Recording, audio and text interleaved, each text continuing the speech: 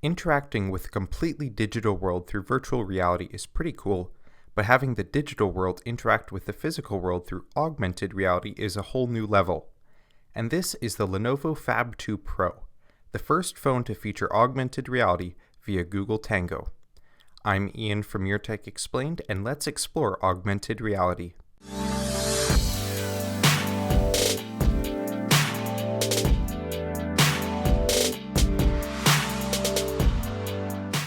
First off, let's go over some specs of the phone.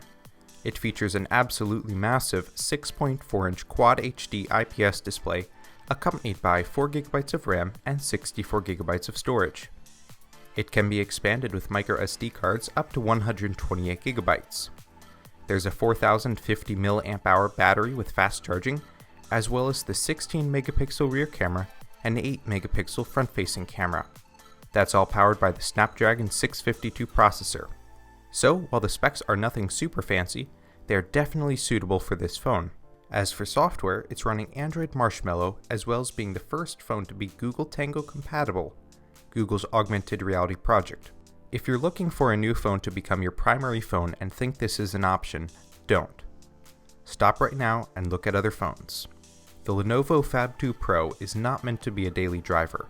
Even if you're into big phones and think this is the holy grail of them all, just don't. The absolute size of this phone, not to mention the 0.57 pound weight, makes this an enormous pain to carry around. So who is this for? Augmented reality enthusiasts and developers looking to build apps for Google Tango. This is a phone you'll want to keep around the house. Because of that, I'll be focusing less on the normal phone aspects and more on the augmented reality part. Augmented reality, or AR, is taking an existing part of the physical world and letting the digital world interact with it.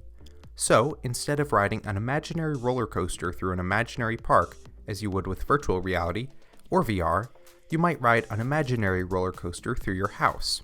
Google's Tango is their stab at making augmented reality a thing. So far, it's working a little bit, as we have a couple of apps and this phone to play around with AR. The exciting part about AR is that there are so many useful things to do with it, where VR is more for entertainment. One of those uses already available is the measure tool. This allows you to pick a point on an object and then measure the size of that object. It's pretty handy if you need a general idea of how big an object is.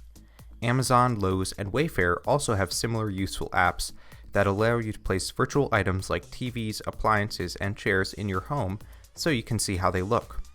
Sure, it's not perfect, but for a brand new technology, it's pretty good. AR also has plenty of entertainment uses, provided placing a mariachi band in your living room is your idea of a fun afternoon. Of course, there's plenty of other entertainment options available, like games and random figures that appear. One of my favorite ways to play with Tango was with Lenovo's demo app, which lets you place a cat, dog, dragon, or fairy in your room. It's a pretty fun way to show people the technology and what you can do with it at a basic level. Considering there are not any other Tango-enabled phones on the market yet, it's hard to judge how well this works.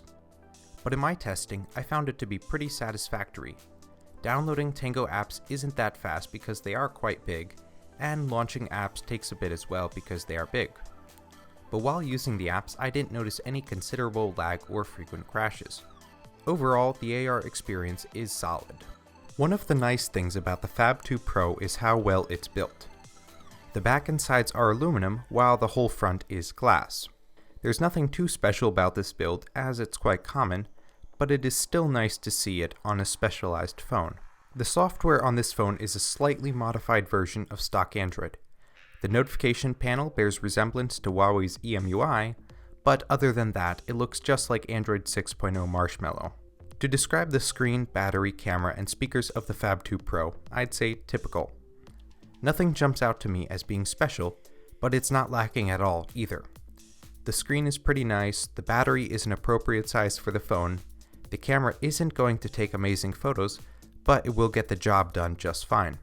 The speakers, well, they get the job done as well. Now, because this phone isn't for daily use, these aspects of the phone aren't that big of a deal.